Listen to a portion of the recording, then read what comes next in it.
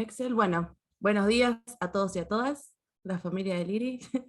Eh, Muchas gracias por estar en nuestra mesa, muchas gracias a Liri por organizar el congreso y por ofrecernos este espacio. Hoy vamos a estar en la mesa del grupo de jóvenes investigadores, la primera de 2 mesas que tenemos, la otra es el día de mañana a las 13 horas, también de forma virtual.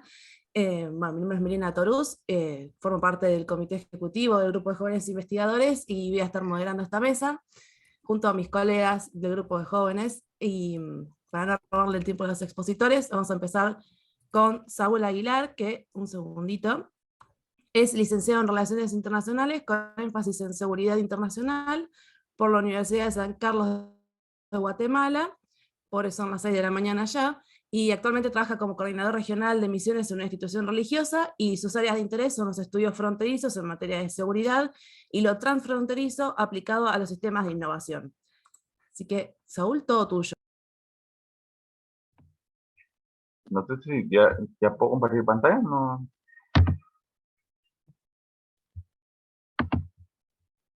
A ver si te tengo que autorizar, dame un segundito. Si no, ponelo como co-host. Sí, dame un segundito. Ay. Dame un segundo, se me movió todo.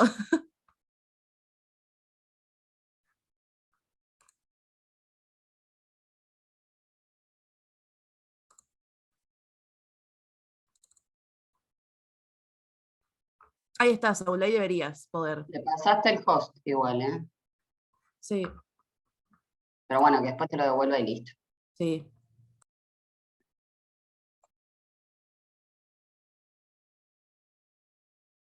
No sé si ya se puede ver. Sí, se ve perfecto. Se ve. Sí, sí, Meli, después te voy a pedir para mí también, que ya sí comparto después el Power. Dale, dale. Vale, gracias. Bueno, buenos días a todos. Me disculpan que todavía, porque yo estoy un poco medio dormido porque son las 6 de la mañana. Y si escuchan algún canto de algún gallo, es que vivo en una zona semi-rural, entonces me disculpan por los problemas. Bueno, yo actualmente pues pertenezco al subgrupo de defensa y seguridad, y el tema que voy a estar como ponente se llama el dilema de la seguridad fronteriza en la triple frontera del norte de Centroamérica, control fronterizo y migración, que son parte de los resultados que obtuve en mi tesis de licenciatura aquí en la Universidad de San Carlos de Guatemala. Entonces, quiero iniciar primero una de las teóricas que hice mayor uso, fue la doctora Roxana Rodríguez, que es mexicana, y ella mencionaba que las fronteras empiezan a ser consideradas como líneas de limitación estratégica, diplomática y política, específicamente del mundo occidental. Entonces, a partir también de estas cuestiones que se han dado en el mundo occidental, que también se producen nuevas acepciones a los conceptos de territorio, Estado y soberanía, puesto que generalmente se han asociado a la geopolítica y al aspecto militar. Sin embargo, dados los cambios que se han dado en el mundo occidental, pues se han ido creando nuevas acepciones.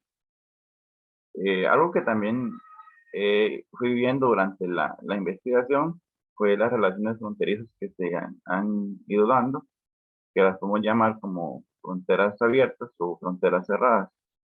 En el caso de las fronteras que yo estaba investigando, eh, también se pueden ver que son fronteras como filtro en el cual se restringe el flujo migratorio y comercial.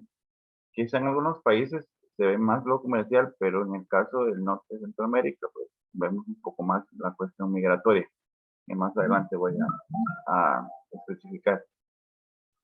Hay un exponente principal en Centroamérica que es el doctor Daniel Matul, que es un costarricense, pero bueno, es un guatemalteco radicado en Costa Rica, y él plantea que los procesos de integración y las amenazas de tipo transnacional han dado paso a una nueva forma de institucionalización de fronteras en Centroamérica, que se ha denominado como la gestión integrada de fronteras.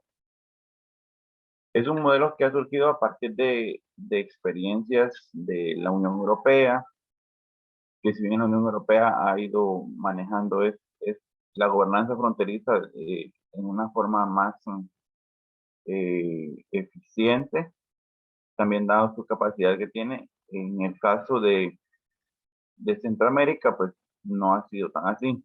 Entonces se han tomado experiencias desde la Agencia de la Guardia de Fronteras y Costas, como es Frontex, la Oficina de Aduanas y Protección Fronteriza de Estados Unidos, la CBP, que son las instituciones que actualmente pues, son las más innovadoras en el control fronterizo. Entonces, en el norte de Centroamérica se ha ido dando esa cuestión de tomar experiencias tanto de Europa como del norte de Centroamérica, específicamente con el caso de Estados Unidos.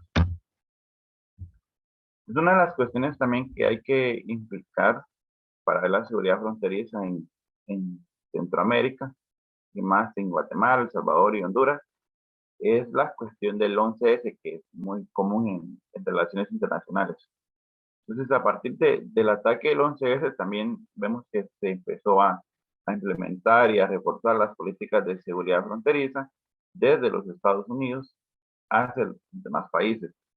Entonces, Estados Unidos empezaba a funcionar como este centro de atención para la seguridad fronteriza, que si bien era importante en el siglo XX por las guerras que se daban, en el siglo XXI este suceso del 11S marca como una nueva orientación de la seguridad fronteriza.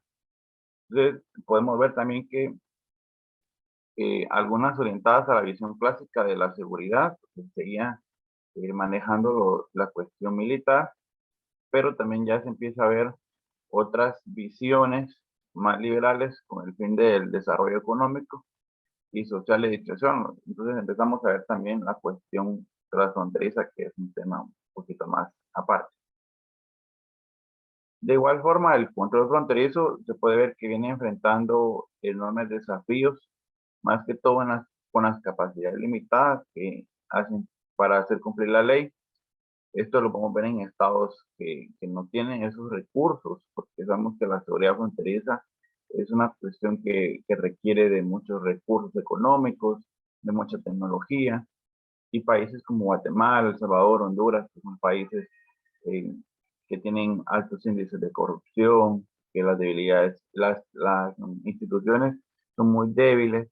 Entonces, eso hay un problema ahí. Entonces, esa fragilidad de las instituciones, tanto estatales como regionales, porque en el caso del sistema de integración centroamericana, también es un sistema que si bien ha ido avanzando, integrando a los gobiernos, creando nuevas subdirecciones, en la cuestión de seguridad fronteriza se ha quedado muy corto, porque le ha puesto más empeño al aspecto económico, pero se ha olvidado del aspecto de seguridad en las fronteras, aún teniendo en cuenta que hay gobiernos en Centroamérica que sus fronteras las han tenido más cerradas que abiertas. Entonces, ahí ha habido un problema.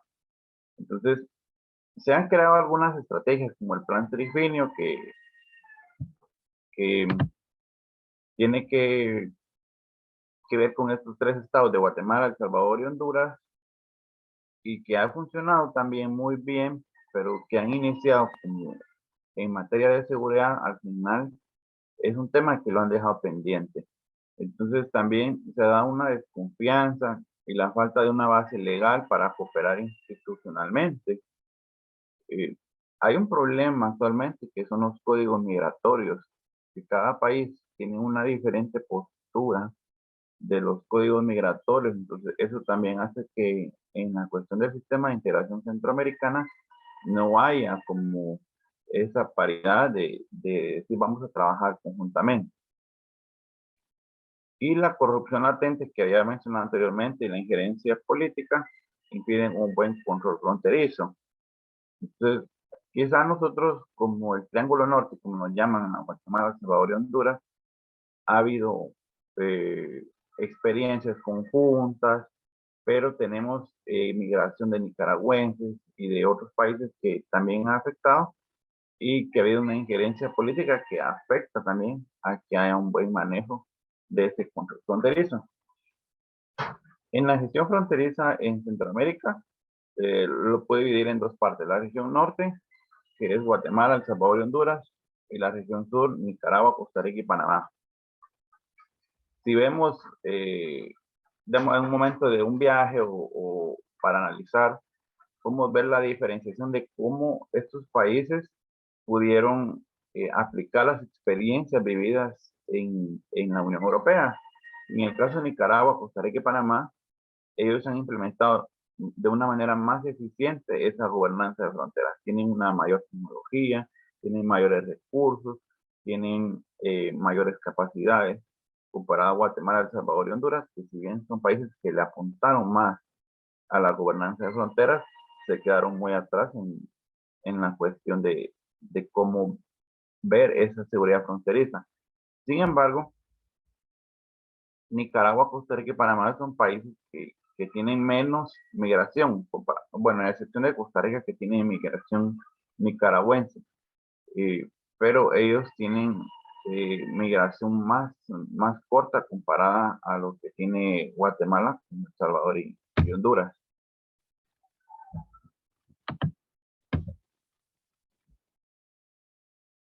En los últimos años se ha visto el crecimiento del flujo migratorio, principalmente de ciudadanos hondureños, y se dan nuevas formas de movilización.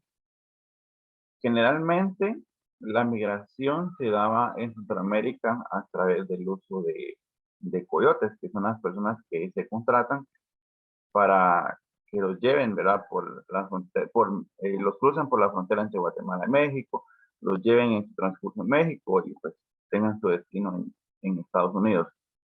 Sin embargo, en los últimos años ha existido una nueva forma de movilización que ha sido amenaza para la seguridad nacional estadounidense. En el caso de la crisis de la migración de niñez no acompañada, empezó a ser un problema y que posteriormente también significó la migración de las caravanas migrantes, esos grupos que salían desde Honduras, desde ciudades como San Pedro Sula, como Tegucigalpa, y que también ya se sumaba migración salvadoreña, que salía desde la ciudad de San Salvador, que salían en grupos de 3,000, 4,000, 5,000 personas. Eso ya representaba una nueva forma de movilización y una amenaza para la seguridad nacional. Entonces, aquí hay dos momentos que ya los había especificado, como es la crisis humanitaria de menores en el 2014 y las caravanas migrantes desde el año 2018. Entonces, aquí vuelve a retomar la cuestión de la externalización y securitización de fronteras. Si ya el suceso del 11S venía marcando un nuevo modelo de gestión fronteriza, estas cuestiones centroamericanas también veían una nueva forma de externalizar y securitizar la frontera. Para el gobierno norteamericano, en un momento fue viable aceptar a menores migrantes, pero después ya era un problema porque ya las familias estaban desunificadas, entonces tenían que ver la forma en cómo abrir esos espacios.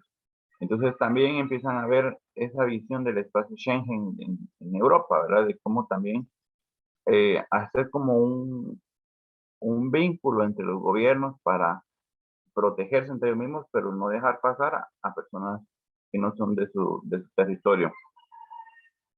Y otro aspecto también importante es la vinculación de la migración a la agenda del combate al terrorismo y tráfico de drogas. Y como es bien sabido, en México existen muchos cárteles del narcotráfico que representan una amenaza para la seguridad nacional. Pero en Guatemala, a pesar de que es un país pequeño, también ya existen cárteles que están vinculados como al cártel de Sinaloa, al cártel de Jalisco Nueva Generación, al cártel de los Zetas. Entonces, vieron esa oportunidad de cómo securizar la frontera y relacionarlo con la migración, que no tenía un mayor sentido, pero era la forma en como ellos podían detener esa migración masiva que se daba. Aquí colocó un mapa de las fronteras esta línea roja pues sería lo largo de la frontera que Guatemala tiene con Honduras y El Salvador. En mi caso, pues yo investigué la frontera del Corinto y la frontera de Valle Nuevo, y los demás que están como en cuadritos azules son fronteras también, son cruces fronterizos. En los últimos años se ha dado un término que se llama puestos fronterizos integrados, que la idea es que en un mismo puesto funcionen las instituciones de los dos estados.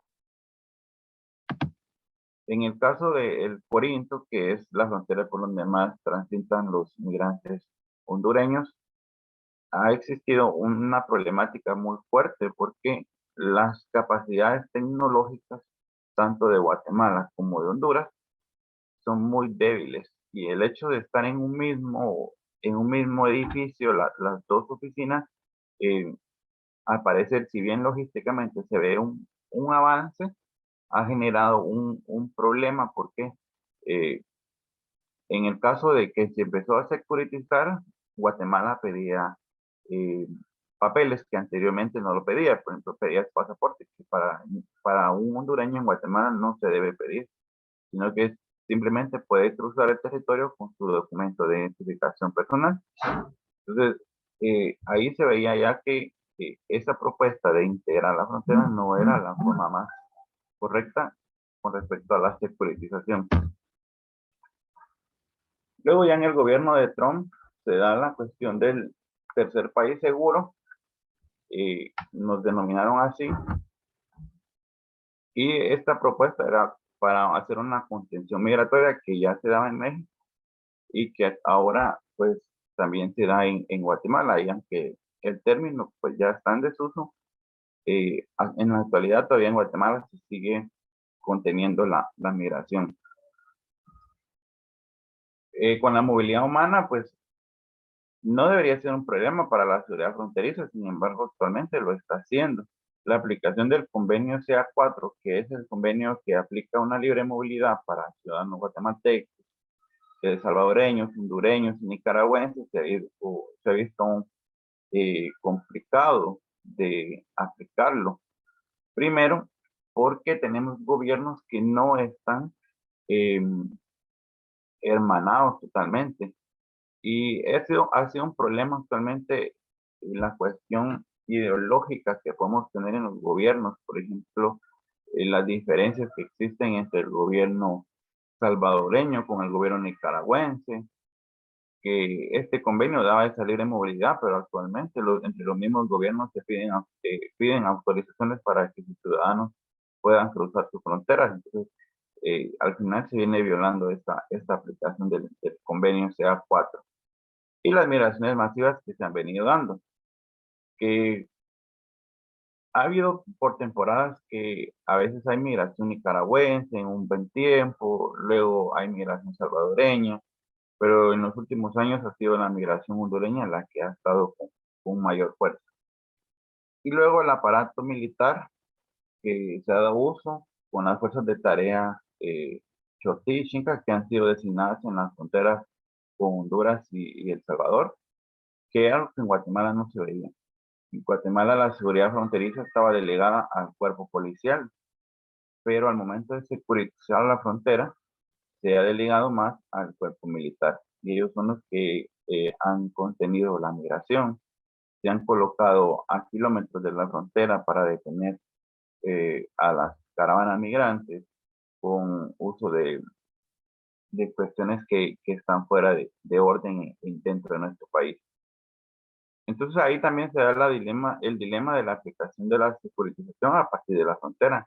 Si veíamos la frontera como un efecto de contacto, porque para nosotros era eso de lo transfronterizo, de que hondureños vinieran a Guatemala, de que guatemaltecos fueran a trabajar a Honduras, y al momento de securitizar se vino todo abajo. Lo transfronterizo fue un término que se queda también atrás y que comparado a otros territorios que sí lo mantienen, en Guatemala se ha visto difícilmente en práctica, aparte que tenemos fronteras comerciales, entonces todo esto ha venido a afectar. Y con el COVID-19, pues también aumenta el efecto barrera que se ha venido dando desde la migración de hondureños principalmente. Y el COVID-19, aparte que existían ya diferencias entre los gobiernos, el COVID-19 viene a marcar una nueva etapa en donde ya no era posible solo cruzar con un documento personal de identificación, sino que exigían pasaporte, exigían el documento de vacunación. Y otro de los problemas era que cada país manejaba diferentes vacunas, entonces no eran válidas. Y entonces el efecto barrera se empieza ahí a aumentar. Y lo último que tengo es la cuestión del triple.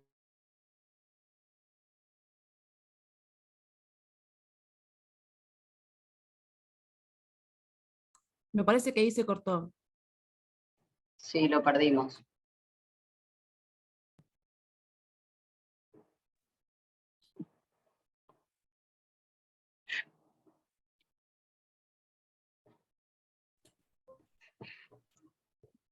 Sigue estando igual, no se desconectó del todo, así que por ahí de algún momento vuelve. Sí, debe haber quedado frisado.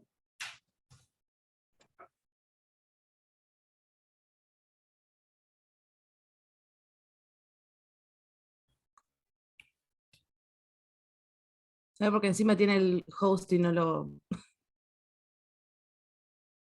Ah, ahí se fue. Ahí va. Ahí se cayó. Se fue. Habría que pedirle a Juan después que te pase de vuelta el host porque volvió a Liri, Sí. a la cuenta de Liri. Voy a probar si se puede. Se puede compartir pantalla, ¿eh?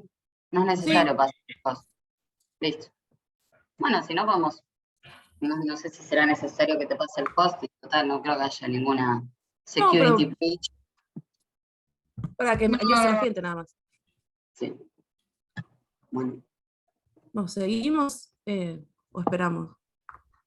Sigamos, de última, si se conecta después, cuando termine Fran, que él después termine su exposición.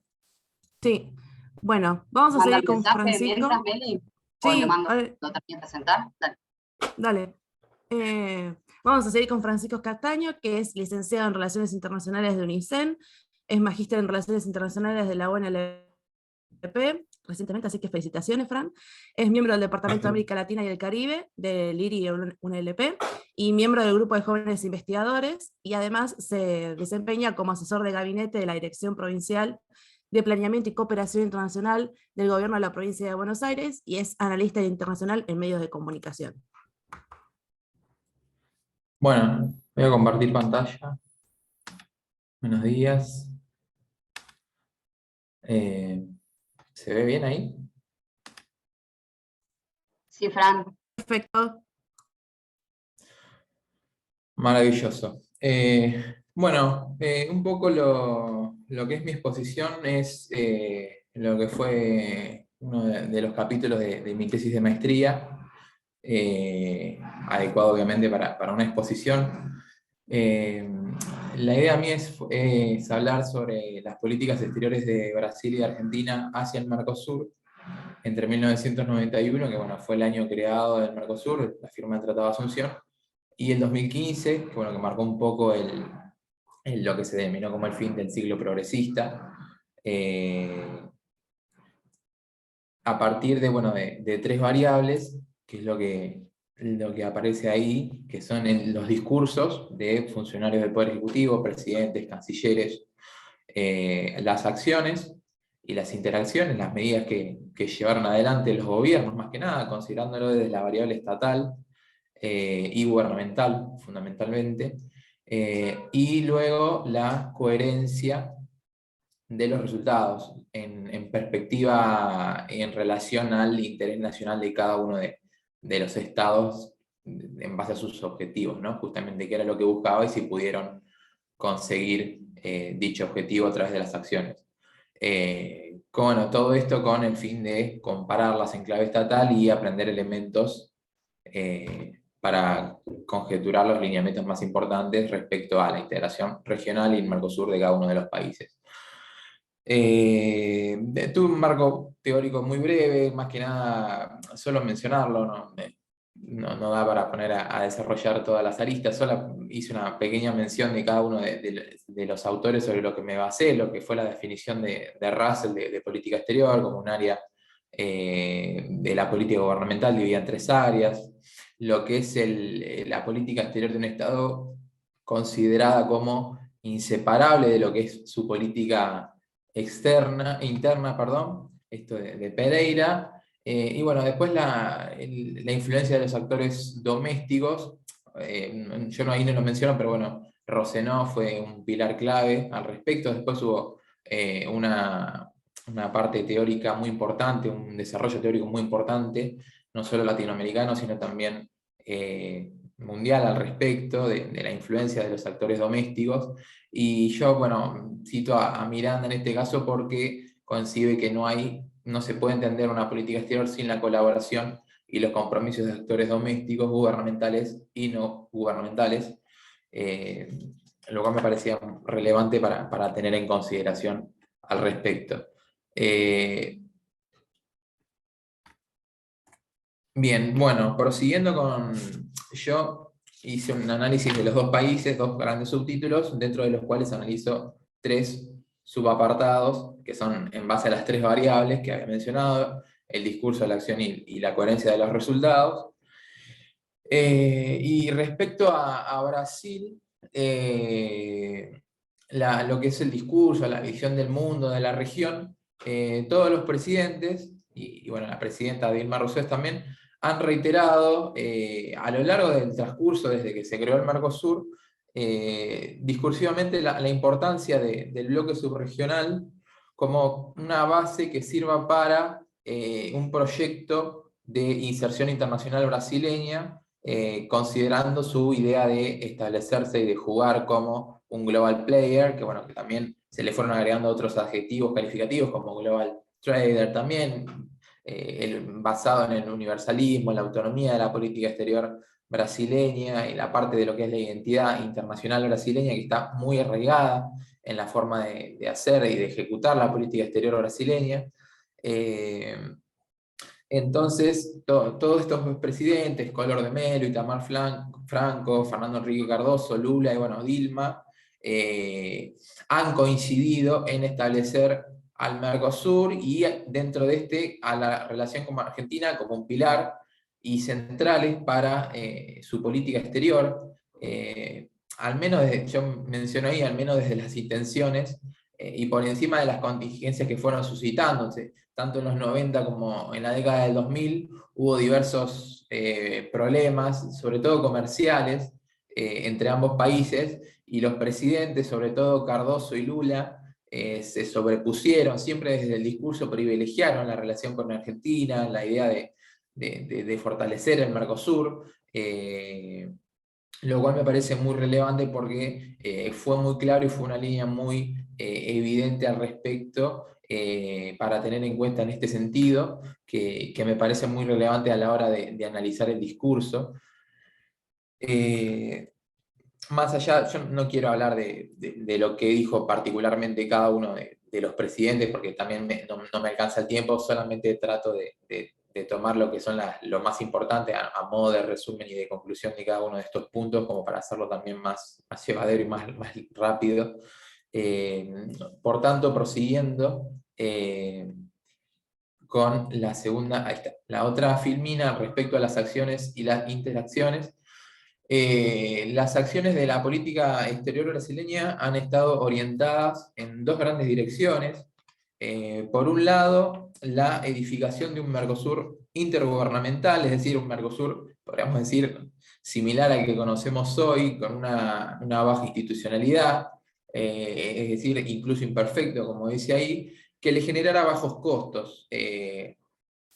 Y por el otro lado, una construcción del proyecto sudamericano bajo su égida. Esto comenzó en un primer momento con el gobierno de Franco, que bueno, recordemos también que a fines de los 80 y principios de los 90 Estados Unidos había lanzado lo que era la Iniciativa para las Américas, que en el 94 tuvo su desarrollo con lo que es el ALCA. Y bueno, a Brasil esta cuestión del ALCA no lo veía con muy buenos ojos, por lo menos los diplomáticos en un primer momento, y comenzaron también a pergeñar esta idea sudamericana que forma parte también de la identidad internacional de Brasil, en un proyecto concreto de integración sudamericano, sobre todo bajo su égida, claramente, y en este sentido, a partir de ello, han tomado diversas acciones, no solamente de índole comercial, sino también financiera, política institucional, tanto bilaterales con los países de la región, como también subregionales. En un primer momento, bueno, además del Mercosur, comenzaron a pergeñar lo que era el área de libre comercio de Sudamérica, conocida como el ALCSA, que en un primer momento empezó desde el 94, si mal no recuerdo, pero recién en el 2000 tuvo lugar la primera reunión, la primera cumbre de presidentes sudamericanos durante el gobierno de Cardoso, y a partir de allí, ahí sí, empezó a erigir concretamente el proyecto sudamericano, que primero vio la cara con la Comunidad Suramericana de Naciones en el 2004, y en el 2008 esta comunidad fue reformada con la UNASUR, que bueno, que la UNASUR es un proyecto mucho más político que el Mercosur, tampoco no tiene instituciones, no busca la coordinación económica, solo la coordinación declarativa, algunas cuestiones muy importantes en su momento, como fueron el Consejo Suramericano de Defensa. No tiene estos elementos institucionales que tiene el Mercosur, que Brasil concibe como generadores de costos o que reducen sus márgenes de maniobra para actuar internacionalmente, lo cual esto hizo bueno, que Brasil apostara en gran medida con lo que es la UNASUR. Entonces, en el marco de esta coherencia entre las acciones y el discurso, ¿no? La coherencia en los resultados, podemos mencionar que hubo una convergencia desde el inicio del Mercosur entre los dos enfoques paradigmáticos al interior de la Cancillería de Brasil, al interior de Itamaraty, en torno a un modelo de unión aduanera imperfecta, como he mencionado, con un bajo perfil institucional, sobre todo con mecanismos diplomáticos de solución de controversias y reducción de asimetrías, es decir, básicamente digamos, de mecanismos de solución bilaterales más que institucionales. Esto, como había mencionado, Brasil tiene la concepción de que, sobre todo con países con menor poder relativo, como son en este caso los sudamericanos, no está dispuesto Brasil a ceder márgenes de maniobra que sean un ancla para su inserción internacional, para el universalismo de su política exterior, para formar parte de forma asertiva en distintos regímenes internacionales, de distintos organismos internacionales, y de la inserción sobre todo económica que se dio en la segunda mitad, en la primera, pero en la segunda mitad sobre todo de la década de los 2000. Entonces podemos ver que Brasil hizo un utilitarismo del Mercosur en un primer momento como una forma de soft balancing hacia Estados Unidos y hacia el ALCA, que bueno, como sabemos, fue enterrado, como se lo menciona popularmente, en el 2005, y una vez rechazado el ALCA, priorizó otros ejes y espacios, asignándole un papel secundario, no solo al Mercosur, sino que también la relación con Argentina, por parte de Brasil fue ubicada en un lugar muy distinto al lugar que tuvo previo al default de Argentina, sobre todo en los 90, en el primer momento del Mercosur. Entonces quedó claro en este sentido las acciones, si bien hubo un discurso por parte de Brasil, las acciones fueron más pragmáticas, más utilitarias en este sentido, que desde la parte de Brasil generó un Mercosur intergubernamental de baja institucionalidad que le sirviera para sus designios de política exterior. Bueno, ya pasando para Argentina, en este caso, bueno, primero mencionar que la estabilidad con la que gozó la política exterior con la vuelta de la democracia, que no contaba con esta estabilidad institucional desde los años 30 del siglo pasado, lo cual permite establecer un seguimiento y una línea, por lo menos, de análisis de las políticas exteriores. Bueno, si bien hubo dos grandes, digamos, matices, si se quiere, o también estilos en las políticas exteriores, sí está claro que los distintos gobiernos privilegiaron de una u otra manera la relación de Argentina con la región, con América Latina, más allá de que, bueno, algunos gobiernos privilegiaron más la parte económica, otros la parte política, y ahí un poco está esta diferencia que se ve ahí entre el menemismo y el kirchnerismo. También hubo dos gobiernos que, bueno, que fueron breves, como el de la Rúa y el de Dualde, que fue interino. A mí lo que más me interesaba analizar eran los dos grandes gobiernos, en este caso, que duraron, bueno, 10 y 12 años respectivamente, que además muestran visiones muy marcadas sobre qué hacer al respecto sobre el Mercosur. Y en este caso, como política exterior, ¿no? Y en este caso, bueno, el menemismo dentro de la política exterior, en el marco del realismo periférico después y del neoliberalismo que fue implementado a nivel interno en la parte económica, ¿no? Un modelo de acumulación artístico-financiera, como habla Rapoport, implementó un regionalismo o concibió un regionalismo visto como funcional para una inserción del país a la globalización que estaba teniendo lugar en ese momento, sobre todo a lo que era el unipolarismo de Estados Unidos. Por lo tanto, el Mercosur era concebido como un bloque con un bajo perfil político y que le sirviera como un medio, primero, para esta inserción en la globalización, es decir, para la inserción al mundo, la inserción, sobre todo la inserción comercial, como había mencionado, que era lo más importante en este sentido, y que sea como medio para laica, ¿no? Como, es laica como paso previo justamente a inserción al mundo. El laica que, bueno, también Estados Unidos se convirtió en el socio ideal, ¿no? El socio predilecto por parte de Argentina, en lo que fue el alineamiento con el hegemón, y esto tuvo un vínculo con Brasil que fue posicionado como el vértice auxiliar, como habla Busso, en relación a que Estados Unidos fue posicionado como el vértice núcleo en esta relación triangular en la política exterior argentina. Y bueno, el otro gran periodo de análisis, que, bueno, que es la otra gran corriente a nivel de las consideraciones, ha sido claramente la del kirchnerismo 2003-2015. A mí, sobre todo, lo que más me interesó fue al principio del gobierno, me pareció lo más relevante del análisis, que, bueno, que en este caso tanto Kirchner como Cristina han concebido al Mercosur como un proyecto político regional que dentro de un marco de una política exterior orientada a la autonomía, también definida como etnocéntrica o con base en la política interna también. La idea, sobre todo, de Kirchner, de otorgarle solidez jurídica, es decir, de fortalecer la parte institucional del Mercosur, que complemente y que fortalezca justamente la voluntad política compartida que tenía con Brasil, sobre todo el vínculo interpersonal muy fuerte, muy marcado, muy claro entre los dos países, los dos gobernantes, los dos gobiernos de Kirchner y Fernández con Lula. Luego con Dilma este vínculo, sobre todo por parte de Cristina, no pudo ser reeditado. Como mencionaba, hizo una menor intensidad relativa en el vínculo, menor cantidad de viajes presidenciales a uno y otro país respectivamente, que, bueno, marcan un poco esta menor intensidad relativa justamente del vínculo. Y el kirchnerismo, dentro del fortalecimiento político y social del Mercosur, buscaba lo que era fortalecer la integración productiva y reducir las asimetrías, sobre todo con Brasil, que el desarrollo de un país no signifique el atraso de otro, como mencionaba parafraseando al gobierno en su momento.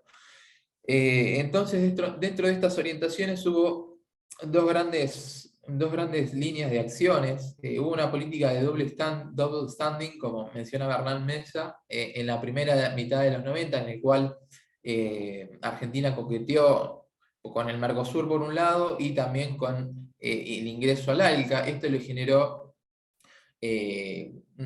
tuvo consecuencias o externalidades negativas en el vínculo con Brasil, porque Brasil veía que Argentina podía ser base del ALCA, ¿no? Y veía este eje de Buenos Aires-Washington muy malo, no solamente para el vínculo bilateral con Argentina, sino para las aspiraciones brasileñas sudamericanas. otras acciones también fueron la búsqueda siempre de incluir nuevos socios en el Mercosur. Chile primero en los 90 para evitar la presencia gravitatoria de Brasil, y bueno, luego Venezuela, que terminó teniendo lugar en el 2012, no obstante se encuentra suspendida desde 2015 primero, y bueno, otra suspensión en 2016 del Mercosur. Pero bueno, también como había mencionado, desde el 2013 hubo un impulso muy importante a las aristas política, institucional, social y de la reducción de las asimetrías. Dentro de las medidas, a mí lo que más me interesó resaltar era lo que fue la misión del ministro de Economía en ese momento, que era Lavagna, a Brasilia en el 2004, con la idea de negociar tres proyectos en conjunto con Brasil, tres instrumentos más que nada de regulación de las relaciones, sobre todo económicas, que era una, la cláusula de adaptación competitiva, que se transformó en el MAC, en el Mecanismo de Adaptación Competitiva, en el 2006, el cual, si bien se firmó, nunca se implementó porque Brasil nunca quiso. Un mecanismo de salvaguardas, por supuesto, frente a situaciones macroeconómicas disruptivas, y un proyecto de código de buenas prácticas para las empresas transnacionales instaladas en el sector, que ahí me faltó una N en transnacionales, pero bueno, no importa. Además de, bueno, de distintos swaps de divisas y distintas medidas, se ve una voluntad institucionalista de Argentina, una voluntad por profundizar no solamente la arista en el marco bilateral, sino también subregional, con Brasil y con el Mercosur respectivamente. Entonces, en el ámbito de la coherencia, ya en el tercer punto, más allá, como había mencionado, de los matices propios, de la diferencia entre los estilos de cada gobierno, en líneas generales, el Mercosur siempre ocupó un lugar destacado en la política exterior argentina, primero desde la vertiente económica, que se privilegió esa arista, y luego de la política institucional. Pero, sin embargo, ni el menemismo ni el kirchnerismo, como menciona Miranda, lograron trasladar el poder tejido domésticamente en pos de la concreción de sus objetivos respecto al Mercosur. El menemismo en un primer momento, que el Mercosur sirva como base para la inserción y la adscripción al ALCA, y bueno, como el kirchnerismo como un Mercosur como un bloque para una mejor inserción internacional, para eliminar las vulnerabilidades después del default del 2001 y el aislamiento, y para construir poder compartido con la región, también para erigirse como interlocutor con el resto del mundo, como una especie de Unión Europea, si se quiere, con todas las diferencias, ¿no? Entonces, bueno, ya finalizando, la conclusión respecto a las tres variables, me resulta interesante que hubo una concordancia en cuanto al discurso. Los gobiernos siempre fueron pro-Mercosur desde el discurso, pero hubo grandes divergencias respecto a las acciones y a la coherencia entre los resultados. Brasil ha mostrado una retórica pro-Mercosur, pero en la práctica fueron pocas las políticas reales que buscaron fortalecer al bloque como la base de inserción internacional brasileña. Como habían mencionado, ha privilegiado la construcción de un Mercosur de bajo costo que no constriñera sus márgenes de maniobra, su inserción internacional universalista y autónoma, que, bueno, que forman parte, como he mencionado, de lo que es la identidad internacional de Brasil, que son cuestiones insoslayables en la formulación y en la ejecución de la política exterior brasileña. Y por parte de Argentina tuvo una voluntad institucionalista, como he mencionado, no solamente con el Mercosur, sino también tratando de resolver los desequilibrios con Brasil, que, bueno, una relación que se volvió dependiente absolutamente de forma comercial, y esto le generó costos en la relación de Argentina con el Mercosur y con Brasil y con el Mercosur, lo cual hizo que no tuviera otra variante más que acompañar los designios de su vecino respecto al bloque. Así que bueno, esto, bueno, fue todo. Muchas gracias. No quise extenderme mucho más. Así que bueno, seguimos con la ponencia. Muchas gracias. Muchas gracias, Francisco, por tu presentación, fue muy interesante. Me parece que está el director del instituto que quería pasar a saludar, el doctor Norberto Consani. Norberto, Sí, ¿estás acá? ¿cómo les va a todos? Buen día. ¿Cómo les va? Un saludo. No quiero mencionar a cada uno porque son varios amigos y varios integrantes del IRI y de la maestría, egresados con Francisco, etc. No, yo simplemente quiero saludarlos, felicitarlos por esta mesa Y bueno, tenemos, como yo les decía, a Melina 5 mesas simultáneas, entonces yo quería simplemente saludarlo en esta mañana y agradecerles por su participación. Y bueno, siempre tiene la puerta, como saben, abierta el IRI por todos los proyectos que estén pensando para diseñar para los próximos tiempos. Así que saludo a todos, no lo quiero individualizar porque sería una injusticia de no mencionar a alguien. Así que bueno, sigan con el programa. Y Muchas gracias. Buenos días. Muchas gracias, Norberto. Bueno, nos vemos mañana nosotros en el IRI. Saúl, ¿estás por acá para terminar la ponencia? Hola, sí. Dale, ¿querés Solo que lo voy a terminarla? hacer- sí, estoy bien, solo que lo voy a hacer desde mi celular. Tenía problema con la computadora. Dale.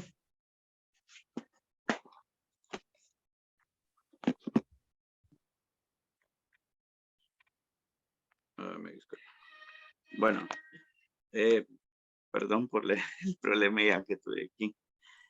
Bueno, lo único que quería culminar era que hay una cuestión filosófica que sí se puede ver desde las fronteras y se puede ver desde la visión de Derridiana, no kantiana, sino que derridiana. Y entonces podemos ver que hay momentos de inmunidad autosuicida que se parten desde Estados Unidos. Entonces, un primer momento es esa fragilidad del control fronterizo que da a Estados Unidos como el árbitro de la seguridad fronteriza a nivel internacional. Pero a la misma vez se da un primer síntoma de autoinmunidad suicida, que es la agresión desde adentro. Generalmente las amenazas se ven externas, pero para Estados Unidos sucedió lo contrario. Entonces, la amenaza era de adentro. Entonces, ahí es donde se puede ver también un primer síntoma. Y es doblemente suicida porque a mayor seguridad fronteriza, mayor capacidad y mayor tecnología debe de haber para afrontar esta problemática. Y un segundo momento es el trauma que se generó a partir del 11S, que hasta la actualidad se sigue manteniendo. Que todos los estados piensan qué suceso o qué evento va a marcar algo para la seguridad fronteriza en el futuro o en la actualidad. Entonces, Estados Unidos siempre ha ido a la vanguardia analizando qué sucesos pueden suceder. Si bien el 11S marcó esa situación especial para la ciudad fronteriza, ahora pues la migración es la que se ve, pero se sigue analizando cómo la migración puede afectar a esa seguridad fronteriza. Si se veía como con migración de niñez, ahora se ve con caravanas migrantes masivas. En Europa se ve también con cuerpos de refugiados. Entonces, se sigue viendo como ese trauma de qué puede suceder. Y en un tercer momento es esa vinculación que se da de la guerra contra las drogas y el crimen organizado. Entonces, entre más se securitice, mayor migración habrá. Y tanto puede ser circular o migración ya a gran escala. Entonces, ese aspecto filosófico quizás es algo que teóricamente ha costado entender en las relaciones internacionales, y otra de las cuestiones que desafían es hacer uso de otras técnicas de otras disciplinas, como la antropología, que en mi caso tenía que aplicar el uso de mapas, y que creo que teóricamente y metodológicamente es un desafío para las relaciones internacionales, que se ve como una metodología muy clásica. Entonces, con eso quería culminar y agradezco el tiempo y mil disculpas por la situación que ocasioné. No, no pasa nada, son los tiempos virtuales, siempre termina pasando algún inconveniente, así que no hay ningún problema. Bueno, muchas gracias por tu exposición en dos partes. Así que vamos a seguir con Mariel, que voy a presentarla un segundito. Mariel Sani Begoña es licenciada en Ciencias Políticas por la UBA y es maestranda en Relaciones Internacionales por la Universidad de La Plata y es coordinadora general de GIPEA. Adelante, Maru. Muchas gracias, Meli. Bueno, gracias a todos y todas por estar hoy acá con nosotros en la mesa del grupo de jóvenes investigadores. Bueno, gracias a mis coequippers, a Juan y a Meli, siempre ahí al pie del cañón. Bueno, también a Fran y a Saúl que estuvieron acá, Saúl además conectándose tan temprano. Por supuesto agradecer a Liria, a Norberto, a Rial y bueno, y a toda la gente, a todo el equipo del instituto que siempre nos brinda el espacio para exponer nuestros trabajos. Díganme si me escuchan bien porque tengo el ventilador y no sé si se escucha bien. Perfecto. Genial. Maru. Buenísimo. Bueno, yo les voy a hablar un poquito sobre, bueno, los que me conocen saben que a mí la integración regional es algo que siempre me ha quitado el sueño desde que soy muy chica. Y hoy les voy a hablar un poquito, no voy a hacer una presentación tan teórica por ahí como la de Fran o como la de Saúl, sino que es más bien sobre un suceso un poco más coyuntural, como fue la última cumbre de las Américas que tuvo lugar en la ciudad de Los Ángeles entre el 6 y el 10 de junio de este año. Esta es la segunda vez en la historia que una cumbre se realiza en los Estados Unidos de América, una cumbre presidencial. La primera fue en el año 1994 y, como les dije, bueno, esta será la segunda vez que los presidentes de la región, en su conjunto, con algunas excepciones, ahí hay que hacer un asterisquito, que voy a charlar en el resto de la ponencia, se juntan para discutir y abordar las problemáticas sensibles de nuestro continente. Si bien la mayoría de las cumbres presidenciales y el sistema de diplomacia de cumbres ha sido criticada por la mayoría, porque la mayoría de sus acuerdos han quedado en letra muerta y han sido sumamente bastardeadas, porque la gran mayoría de las veces, aunque, bueno, Fran mencionó una de las excepciones, como la cumbre de Mar del Plata, cuando la región toda le dijo no al ALCA, han sido criticadas por no producir resultados concretos. Me parece interesante abordarlas y estudiarlas, y sobre todo en este periodo tan complejo, y como nos reúne la mesa a pensar y a discutir y nos problemas y desafíos en este mundo incierto, nos brinda un panorama regional de cómo estamos a nivel de integración o de fragmentación. No quiero ahondar mucho en lo que es el marco teórico de mi exposición, pero para decir dos o tres cositas, las cumbres y la diplomacia de cumbres como concepto funciona como una expresión del multilateralismo y supo dominar la escena desde finales del siglo XIX, del siglo XX y principios del siglo XXI. Bueno, acá hay autores como Kennan, Jarque e Iglesias que van a destacar que estos mitines netamente políticos contribuyen a hacer visibles los temas de la agenda de la región, y también esto es otro motivo por el cual me parece que es importante por lo menos posar la lupa sobre qué pasó en la última cumbre de las Américas.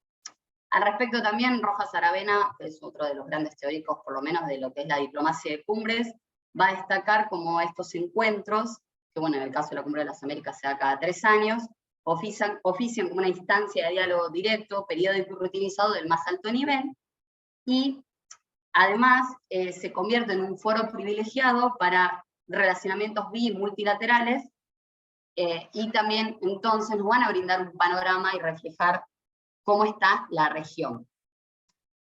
Bueno, el 2022 es, sin lugar a dudas, un año bastante convulso y bastante particular, porque no solo estamos viendo los coletazos de la pandemia, que todavía no ha finalizado, sino que también tenemos el impacto de otro acontecimiento, como es la guerra ruso-ucraniana.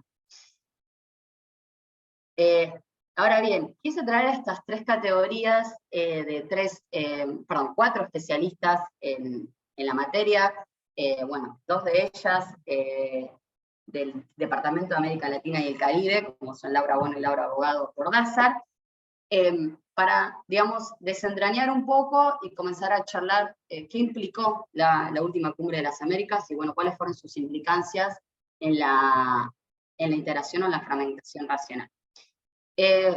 Más allá de estos 4 especialistas que yo traje a la mesa para discutir un poco, ha habido una lectura principalmente en los medios de comunicación, a través de artículos cortos o a través de, bueno, algunos think tanks, y la opinión en general no ha sido que la Cumbre de las Américas trajo resultados muy positivos, sino más bien todo lo contrario.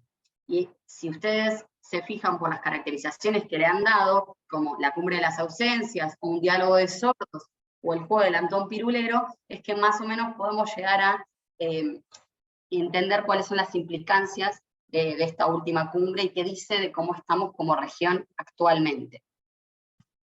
Bueno, en primer lugar, como les decía, perdón, me voy a volver atrás, Laura Bono y Laura Abogado Bordacer, quienes dirigen el Departamento de América Latina de nuestro instituto, van a calificar a la Cumbre de las Américas como la Cumbre de las Ausencias, y me parece totalmente brillante esta acepción, porque las profesoras van a hacer referencia no solo a que no participó la tríada del mal, porque bueno, recuerden que el anfitrión, en este caso Estados Unidos, como anfitrión tiene derecho a no invitar a algunos países, y ahora vamos a ver cuáles fueron las respuestas de los principales mandatarios de la región, por lo menos que yo considero más interesantes para mi objeto de estudio, que es política exterior argentina y América del Sur, qué opinaron acerca de la ausencia de la tríada del mal. La tríada del mal claramente hace referencia a Cuba, Venezuela y Nicaragua, sino también que hubo la participación virtual de algunos mandatarios, por ejemplo, la calle Pou, como vamos a ver más adelante, alegó COVID, y hubo algunos presidentes o algunos países que boicotearon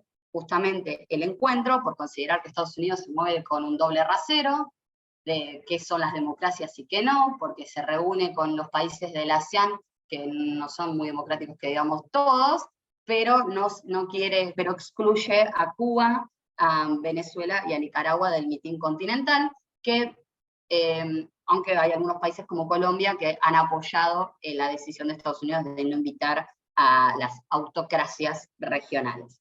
Cualquier cosa, si me paso, Meli, hazme algún gestito que te tengo ahí justito en la pantalla. Haceme así si tengo que redondear. Creo que voy bien. Bueno, los presidentes que no, por ejemplo, uno de las posiciones que más llamó la atención fue la ausencia de López Obrador, que decidió no ir y en su lugar envió a su canciller. Otros que boicotearon el evento no asistiendo fueron Bolivia, Honduras y Guatemala.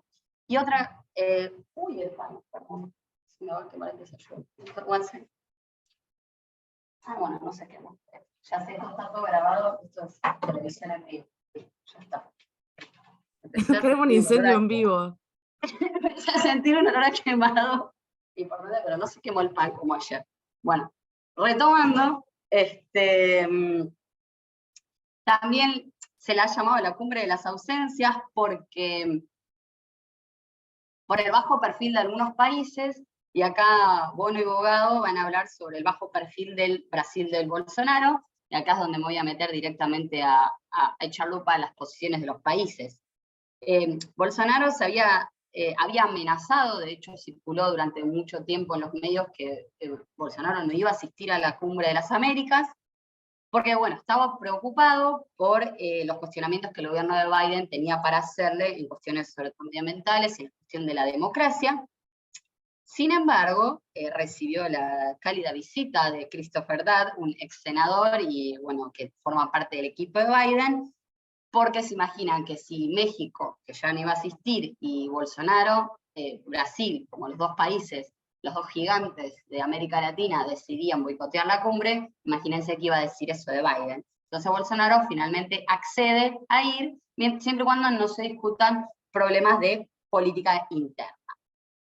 Siendo por las posturas de los primeros mandatarios, tenemos a Lacalle Pou, a Luis Lacalle Pou, quien no viajó y alegó tener COVID, aunque el motivo parece ser un poquito más complicado que ese, y tal vez resida en la tensa relación que están teniendo Washington y Montevideo por estos momentos. Y es que el país hermano, y cito, ha dado la bienvenida y ha apreciado la Global Development Initiative y la Global Security Initiative propuestas por el presidente Xi Jinping. Y bueno, ya sabemos que la Casa Blanca, a ver, en cuestiones de comercio, está todo bien, o hasta ahí, pero en cuestiones de seguridad a la Casa Blanca no le hace mucha gracia que nos relacionemos tan estrechamente con Beijing. Siguiendo con las posturas de nuestros vecinos, tenemos a quien Actis califica como el equidistante Gabriel Boric, quien asiste a la cumbre de las Américas y se distancia de esta manera de la tradicional izquierda latinoamericana, pero a la vez va a marcar la cancha respecto a algunas cuestiones, sobre todo lo del doble rasero estadounidense que les contaba, pero va a plantar bandera también respecto a, y cito, la importancia de la irrestricta defensa de los derechos humanos, donde no se puede permitir que estos que estos se pongan en cuestión según el color del gobierno que los vulnere. Acá, en mi opinión, en mi interpretación, tiró palos para los dos bandos, tanto para Estados Unidos como para Venezuela, Nicaragua y Cuba. Bueno, respecto de Andrés Manuel López Obrador, o AMLO, que les dije que decide no asistir y mandar a su canciller, Actis va a calificar a la postura de López Obrador como de equilibrio, porque le permite criticar profundamente a los Estados Unidos, mostrándose progresista y el más progresista de toda la región, pero sin embargo esto no va a hacer que se dañe en demasía la relación que tiene con el gigante del norte, con el hegemón, y es debido a los obvios lazos que los unen por ser países fronterizos. Así, al decir de Esteban Actis, AMLO va a jugar en varios juegos, y en varios tableros, y en el tablero de la cita continental, va a jugar a una oposición limitada, recordando aquella terminología de Tocatlián. Bueno, finalmente tenemos a nuestro presidente, Alberto Fernández, quien, como presidente pro tempore de la CELAC, va a criticar duramente la postura de los Estados Unidos de no invitar a Cuba, Venezuela y Nicaragua, y va a señalar que el camino no es el de la exclusión, y además se va a proponer como portavoz regional, algo que intentó hacerlo también durante la elección del Banco Interamericano de Desarrollo para dar pelea y evitar que un norteamericano, como finalmente terminó pasando, se hiciera con el organismo, pero veremos infructuoso. Pero de todas maneras, el gobierno de Alberto Fernández va a tener que mantener una delicada posición, o lo que Actis denomina una postura de acomodamiento, principalmente, y todos lo sabemos, debido al gran condicionante que nos viene condicionando desde que somos país prácticamente, que es la deuda externa, y obviamente las búsquedas de fuentes de financiamiento. Si bien podemos ver que hay algunas fracturas, sobre todo en esta época, que los meses de marzo hasta julio, agosto, hay algunas fracturas y discrepancias, idas y venidas en torno a la coalición de gobierno, en torno a algunos temas estratégicos de la agenda externa del país.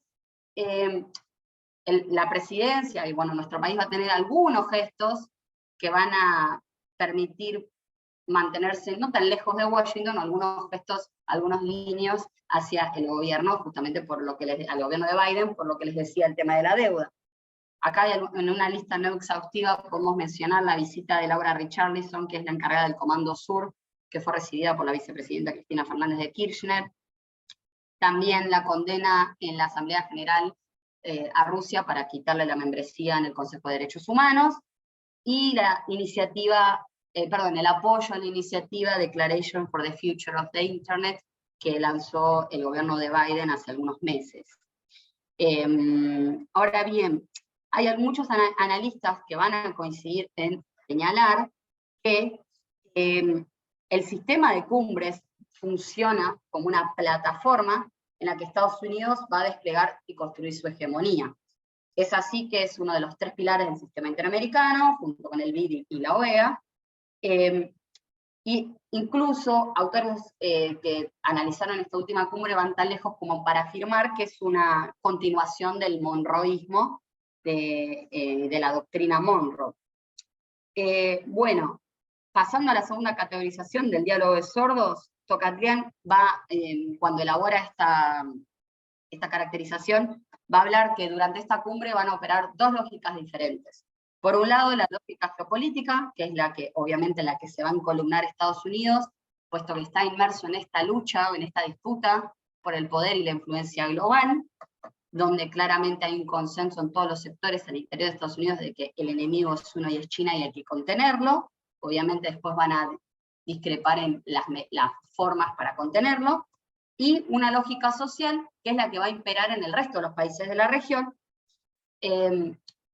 Y es por eso que estas lógicas son irreconciliables, y de esta manera es que Tocatiana afirma que la cumbre es un diálogo de sordos. Porque mientras que los latinoamericanos estaban preocupados por la recuperación post-pandemia, el crecimiento de las economías, la búsqueda de nuevos mercados, entre otras cuestiones, Estados Unidos tiene una clara posición geopolítica de tenemos que contener el avance chino en la región, al mismo tiempo que también charlar un poquito, discutir algunas cuestiones sobre las sanciones a Rusia por la invasión a Ucrania. Ahora bien, también Tocatiana habla como que en un artículo que escribió en The Americanist, si no estoy equivocado en inglés, y por eso me gustó mucho esa visión, que los latinoamericanos estamos un poco cansados del diálogo paternalista de Estados Unidos, donde Estados Unidos nos dice con quién sí podemos jugar y con quién no podemos jugar. Y esto tampoco, si pensamos en la Guerra Fría y en las consecuencias que ha tenido en la región, bueno, las dictaduras y golpes de Estado que hemos sufrido, no ha traído muy buenos resultados en el pasado. Y además, una característica particular de este escenario convulso, escenario en que nos encontramos, es que ni Estados Unidos ni Latinoamérica parecen tener la casa en orden. Ambos, tanto o sea, tenemos más problemas comunes de los que en un principio podría parecer, sobre todo con cuestionamientos hacia la democracia. Miremos lo que pasó en Brasil hace poco, miremos la toma, los sucesos en la Casa Blanca cuando Trump pierde la presidencia, el surgimiento de movimientos antisistema y de extrema derecha. Además tenemos problemas como obviamente la pandemia y el cambio climático, y bueno, los impactos de las nuevas tecnologías en el mundo del trabajo. Tenemos muchos problemas en común, y había muchísimas cosas que podíamos discutir y sobre las que podíamos avanzar en esta Cumbre de las Américas, que desgraciadamente recibieron una escasa atención. ¿Por qué? Porque Estados Unidos, en esta lógica geopolítica que tiene, mira a la región de una manera muy simplificada. Para Estados Unidos somos todos iguales, los problemas son todos los mismos, droga y corrupción, y no puede ver más allá de esa categoría, esa bolsa en la que nos mete a todos.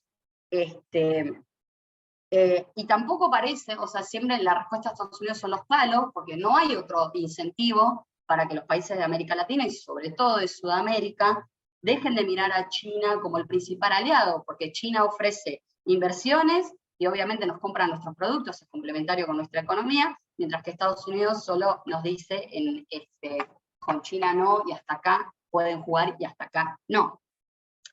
Es así que llegamos a la última clasificación de esta Cumbre de las Américas que yo quiero rescatar, que es la que hace Esteban Actis, que dice que la región se encuentra jugando al juego del Antón Pirulero. No sé cuántos lo habrán jugado cuando eran chicos, pero no sé si se acuerdan que la canción dice, donde cada cual elige su juego. Es decir, cada país apuesta por una posición que no es común, una posición única, y las propuestas y posturas comunes se diluyen. Y una vez más, la región termina atrapada en esta lógica, y la elección del BID es un claro antecedente de esto, donde no nos pudimos poner de acuerdo, teníamos que sostener ese aparato, ese claro resorte de financiamiento para nuestra región, y no pudimos hacerlo porque no nos pudimos poner de acuerdo en columnar en un candidato. Entonces así la región del sálvese quien, la región parece de nuevo inmersa en esto del sálvese quien pueda, y la balanza y el péndulo de la historia, que a veces oscila hacia la integración, parece quedarse estancado en la fragmentación. Ahora bien, yo me pregunto, ¿hay salida de la fragmentación? ¿Hay alguna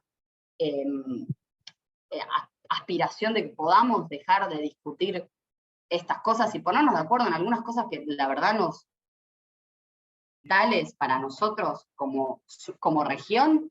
Y acá quiero traer para terminar la reflexión que hacía María Cecilia Míguez en el pasado simposio de política exterior en Rosario el año pasado, donde ella hablaba de un derrotismo ilustrado, donde la mayoría de por ahí algunos intelectuales de América Latina veía que nosotros no somos relevantes ni para Estados Unidos, entonces por eso Estados Unidos no nos presta atención.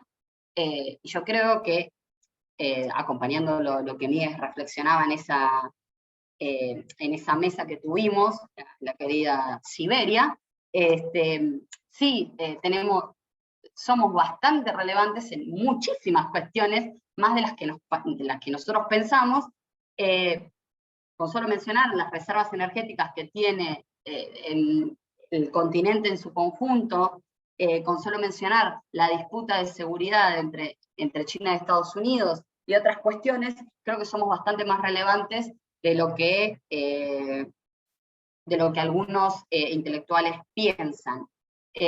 Además, y esto me da un poquito de esperanza, como esta persona que yo le digo romántica de la integración, tenemos, parece, una nueva marea rosa, acaba de asumir Lula, tenemos la región, el otro día en clase compartía un mapita de un GIF de cómo fue variando la región entre la izquierda y la derecha y posiciones de centro, aunque bueno, a mí como politóloga me hace un poco de ruido llamar a los gobiernos de izquierda, centro y derecha, pero vale para esta discusión, y cómo, bueno, parece que nos encontramos ante una marea rosa 2.0, y acá viene mi tema de tesis, que espero pronto estar trabajando, así que no quiero preguntas de Maru cuando vas a entregar la tesis, por favor.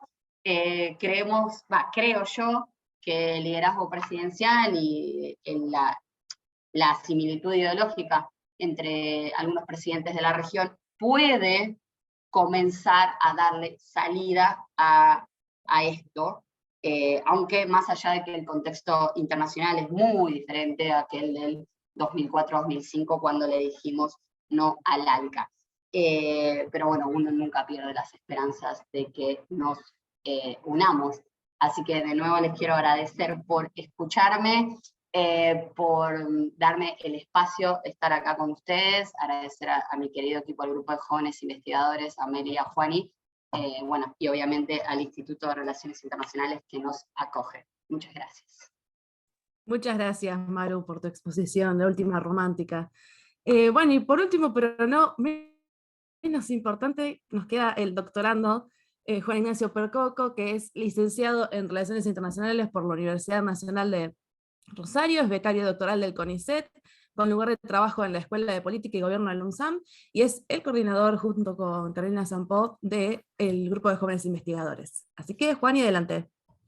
Bueno, gracias a todos, gracias a todas las personas que están presentes, excelente las exposiciones de Francisco, de Maru, de Saúl. Bueno, yo voy a hacer una presentación un poco más breve, yo sí la voy a hacer bien teórica, así que, bien, teoría de las relaciones internacionales.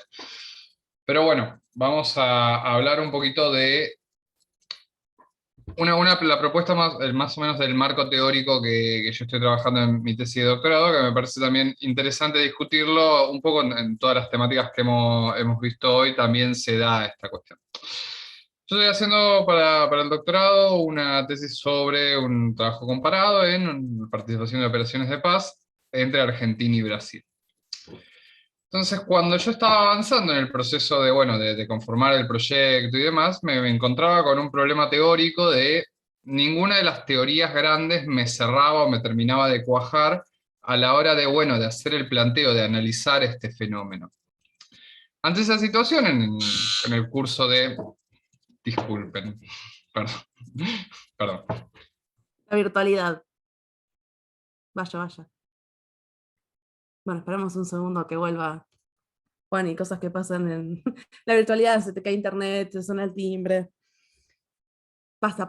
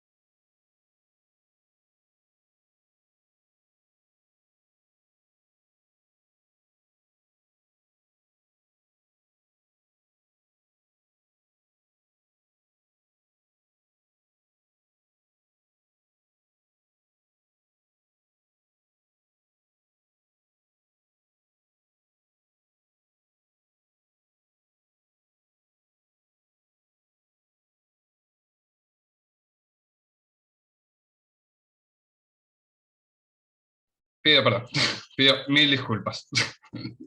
Pero son cosas que pasan en la pandemia. Esta vida de adentro y afuera todavía se complica. Sí, Pero tal bueno, cual, Juani. vamos a continuar con la exposición. En el marco de la tesis encontraba esta dificultad teórica, de no encontrar ninguno de los paradigmas o de las teorías grandes que cerrara para el fenómeno.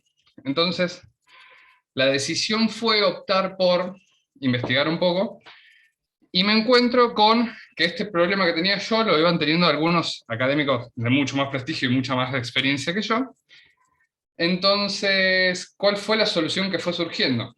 Bueno, David Lake en su momento encontraba este problema que las disputas paradigmáticas lo que hacían en realidad era limitar el alcance o la capacidad explicativa que tenía las teorías de las relaciones internacionales, en el sentido de que generaban un conjunto de anteojeras metateóricas, por decirlo de alguna manera, para analizar los fenómenos. Es decir, si yo veo todos los problemas como un clavo, la solución va a ser darle un martillazo. Una explicación muy burda al respecto. Ese tipo de discusiones llevó a que, bueno, Searle y Katzenstein, dos autores, Rudra Searle y Peter Katzenstein, empezaron a trabajar sobre un concepto que a mí me terminó cerrando mucho, más que nada una perspectiva teórica que a mí me terminó cerrando mucho, que es el eclecticismo analítico. El eclecticismo analítico lo que lleva es y de vuelta muy reducido, para que no se me vaya mucho el tiempo, es una propuesta en la cual uno apunta no a generar un nuevo paradigma, no a trabajar en un gran paradigma teórico, sino a avanzar en la construcción de teorías de rango medio, con una utilización, o por lo menos la implementación de un conjunto de conceptos y cuestiones y herramientas teóricas que sean ontoepistémicamente compatibles, es decir, que no es un vale todo, para el análisis de fenómenos más asentados en la realidad o fenómenos más prácticos. Son teorías más, si vamos a la división de Cox, más problem solving, pero la particularidad que tiene es la habilitación de incorporar elementos de los grandes paradigmas teóricos. Sería una idea, sería de tomar las teorías grandes, por decirlo de manera bastante más sencilla, tomar las teorías grandes y utilizar elementos que sean compatibles para analizar este fenómeno. Ahora, muy lindo en la teoría, vamos a ver cómo se aplica o cómo lo podemos trasladar a este caso en cuestión. Siguiendo esta idea de analizar la participación en operaciones de mantenimiento de paz, una discusión teórica que se da, o por lo menos una cuestión interesante que todavía no tiene una respuesta canónica, por lo menos no hay una respuesta cerrada, es las motivaciones de los estados a participar en operaciones de paz. ¿Qué motiva a un estado a tomar la decisión de comprometer tropas para ir a defender los derechos humanos, la paz y seguridad de una tierra muy lejana en donde pueda o no tener intereses estratégicos? Y en ese caso, en ese punto central, es donde viene bien, o por lo menos donde es interesante la aplicación de este eclecticismo analítico. ¿Por qué? Porque si uno empieza a rastrear, por ejemplo, las cuestiones, o por lo menos las propuestas desde el realismo, vamos a ver que la mayoría se centran, bueno, en los preceptos clásicos del realismo. Interés material, seguridad. También hay muchas lecturas que vienen por los ingresos o los recursos que se generan a través de la participación en paz mediante las compensaciones que otorga Naciones Unidas. Sin embargo, esto explicaría algunos casos, pero tampoco terminaría de explicar todos, y en alguna instancia, si uno se atiene mucho a lo que dice el realismo, de que todos los estados con capacidades similares van a actuar de la misma manera, empezamos a encontrar algunas falencias teóricas de la corriente, porque no se podrían explicar. Tampoco se podría explicar en muchas instancias las modificaciones de estas políticas. Otra corriente que se intentó utilizar, o que por lo menos también tuvo su desarrollo para la explicación de por qué los estados optan por enviar tropas en operaciones de paz, son las corrientes más liberales. Y acá tenemos dos cuestiones, o por lo menos dos líneas grandes. Una es que trabaja en las cuestiones de régimen interno, que podría ser una variable explicativa que terminaría de cerrar esas diferencias que no responde el realismo. Y otra instancia que va es una cuestión más desde lo institucional, o sea, desde esta participación en fortalecimiento de regímenes internacionales, muy del internacionalismo liberal. del institucionalismo liberal, perdón. Bueno, la cuestión es que los datos, o por lo menos los trabajos que traían a colación regímenes internos, y principalmente que decían que las democracias y aquellos países con mejores registros democráticos y mejores registros de protección de derechos humanos son aquellas que tienden a participar más, se choca con un giro que se da en los números a partir de la década del 2000. Esas teorías habían surgido en un contexto de la década de los 90, donde los principales aportantes habían sido estados de Europa Occidental y las principales potencias democráticas. Estas eventualmente, luego del 95, 96, empiezan a retraerse, y a partir del 2000, 2002, 2003, son aquellos estados de África y de Asia quienes empiezan a poblar en mayoría las operaciones de paz. Muchos de estos estados, lamentablemente, no tienen registros de institucionalidad democrática, o por lo menos de respeto democrático bastante elevado. O sea, están medio flojos de papeles en esas cuestiones. Por lo tanto, ahí vemos cómo empieza a complejizarse también esa cuestión. Por otro lado, bueno, hay líneas que van por el lado de la explicación en torno a la participación en organizaciones internacionales. Algunos autores sostienen que mientras más insertado esté un Estado en un régimen internacional, va a ser más tendiente a participar en eso, pero también, de vuelta, hay huequitos que no terminan de explicarse. La tercera corriente, por lo menos la tercera perspectiva grande en el marco de la teoría de las relaciones internacionales, es obviamente el constructivismo, que trae a colación la formación o la creación de identidades nacionales. Acá lo que nosotros, o por lo menos en la tesis, lo que se va a trabajar va a ser un constructivismo más wendtiano. O sea, un constructivismo es el de la vía media, que con sus particularidades, con su esencialización de las identidades, etc. O sea, no vamos a entrar en las corrientes más radicales del constructivismo, más cercanas al postestructuralismo. No vamos a mantenernos en lo ontoepistémicamente compatible.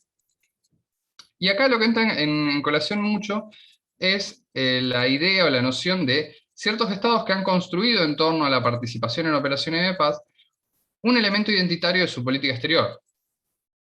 Por un lado encontramos a Canadá, o los países nórdicos, que han construido su imagen de potencia media, de Estado samaritano, de buenos ciudadanos del mundo, en los compromisos que tienen en operaciones de paz, y otros estados que a través de, luego de alguna situación traumática, lo cual me parece extremadamente interesante, como el caso de Ruanda, ellos han logrado trasladar o construir su trauma del genocidio del 90 en una política de Estado, en el sentido de decir, nosotros nos presentamos como estados que no queremos que a otro le pase lo mismo que nos pasó a nosotros.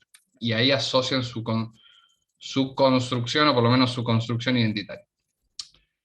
Todo esto, para decir que ninguno de estos tres paradigmas en sí terminan de explicar, porque cada uno presenta una arista, una cuestión, y al mismo tiempo incluye o posee falencias explicativas. Entonces, en vez de someter el análisis de un fenómeno a un solo marco teórico conceptual, el eclecticismo analítico, que es la propuesta de la tesis en sí, es decir, a ver, analicemos este elemento. Entonces vamos a crear una especie de marco que está construyéndose en estos momentos. Es un marco en el cual se analice la decisión de estos dos estados, Argentina y Brasil, de participar, y que incluya elementos que, por un lado, tengan en cuenta las decisiones o las lecturas estratégicas, las cuestiones de percepción del sistema internacional. Esto también lo vamos a tomar del realismo neoclásico. Vamos a incorporar también las cuestiones de disputas domésticas, la cuestión de las coaliciones de toma de decisiones que se forman, que es muy propio de las teorías liberales, pero también tenemos que incorporar elementos de identidad nacional, de la cultura estratégica de Katzenstein, por ejemplo, para conformar un marco de análisis que no sea necesariamente ni realista, ni liberal, ni constructivista, pero que dé cuenta de la multidimensionalidad y que dé cuenta al mismo tiempo de la complejidad de todos los fenómenos, este fenómeno específico, pero que dé cuenta de la complejidad de los fenómenos internacionales. La propuesta es, y lo cierro acá, si después tenemos tiempo para algunas preguntas de los chicos y demás, puede haber un cierre también de Meli y no extenderme yo mucho más.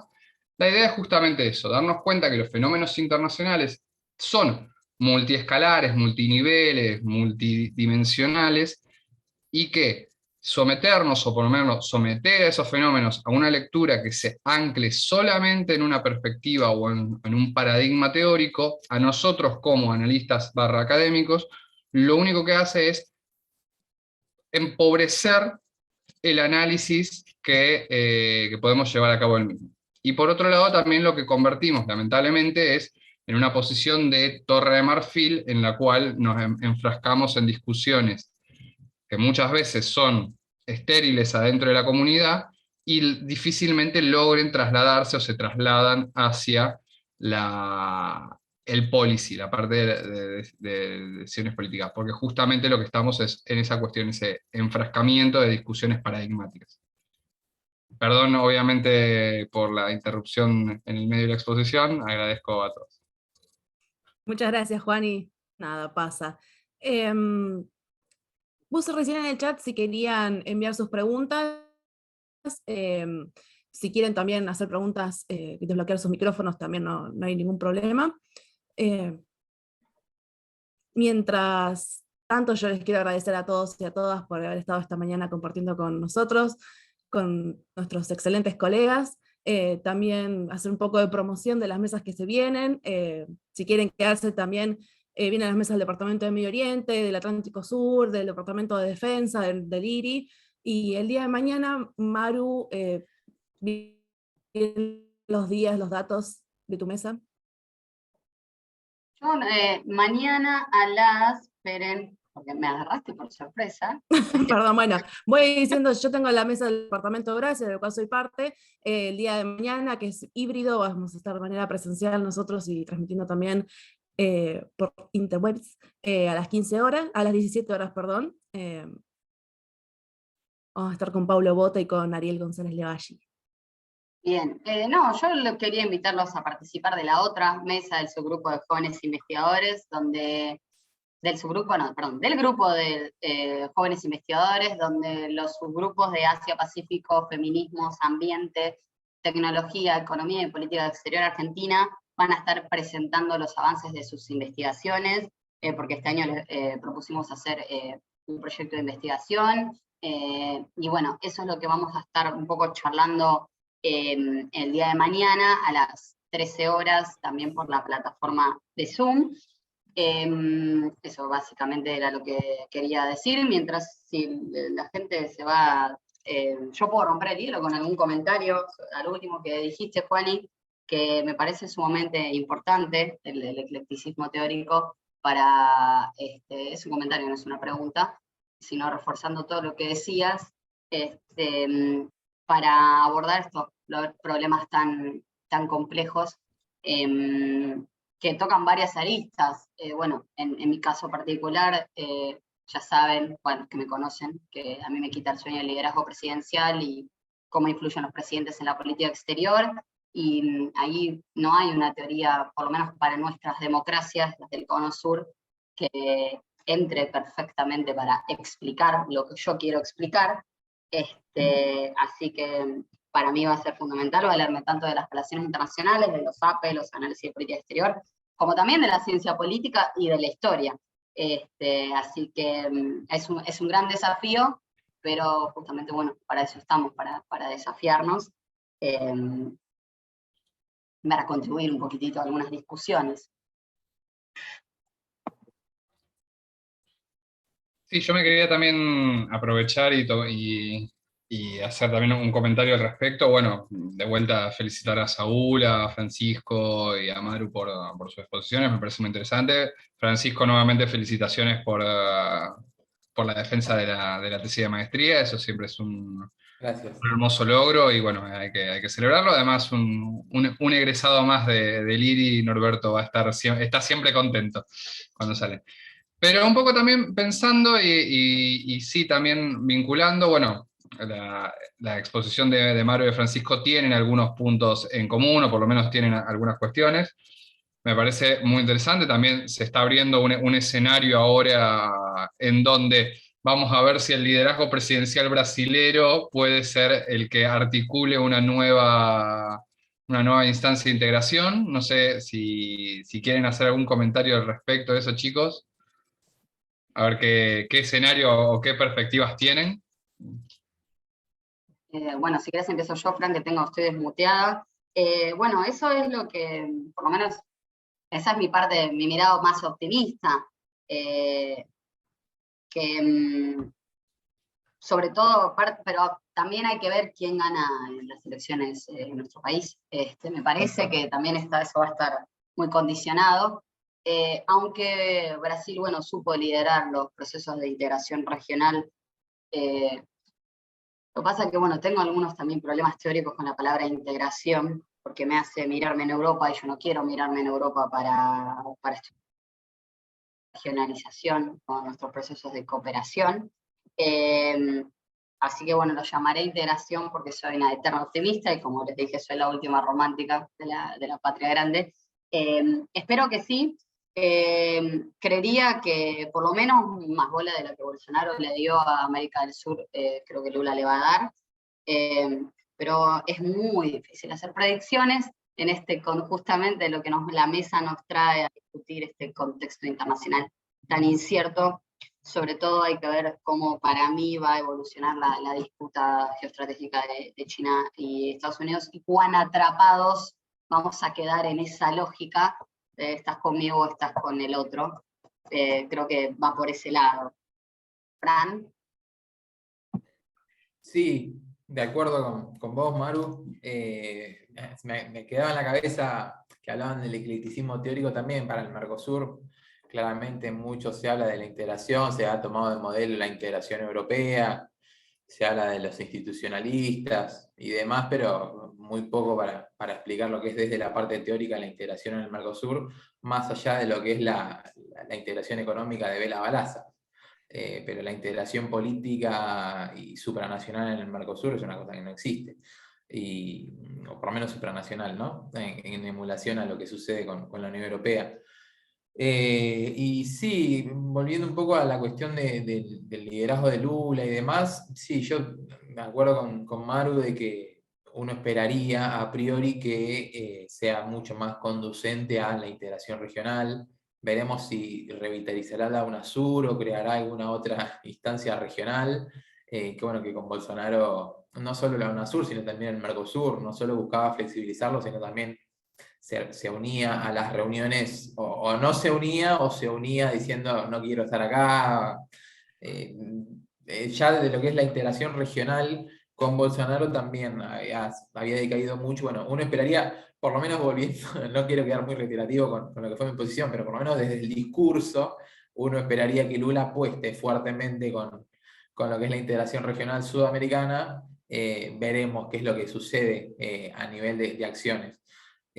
También, obviamente, como mencionó Maru, mucho va a tener que ver qué pasará acá en Argentina, quién ganará y bueno, si será similar a lo que sucedió en el 2015 o lo que sucedió anteriormente. Pero bueno, por lo pronto el escenario de hoy es que está Lula y bueno, uno esperaría nuevamente que sea conducente con la integración regional.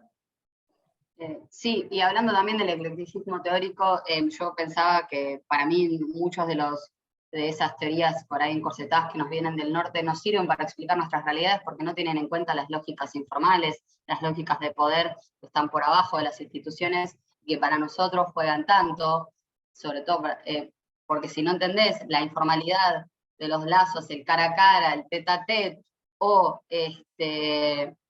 bueno, justamente las instituciones informales, la informalidad de la política, te queda todo, si solo te vas a la letra de la ley o a la letra de del articulado no sé, del Mercosur o bueno, de UNASUR, de la OEA, hay cosas lógicas y dinámicas que se escapan a nuestro entender, y por eso nuestro esfuerzo desde nuestro lado, creo que viene por ese lado, intentar desentrañar esa compleja madeja de intereses, poderes internos, externos, regionales y transnacionales también. No quiero ser tirana, pero bueno, se nos terminó el tiempo. De nuevo, agradecerles a todos y a todas por haber compartido esta mañana con nosotros. A Juan Rial, que estuvo tras bambalinas asegurando que esté todo en orden. A Liri, de nuevo, por organizar esto.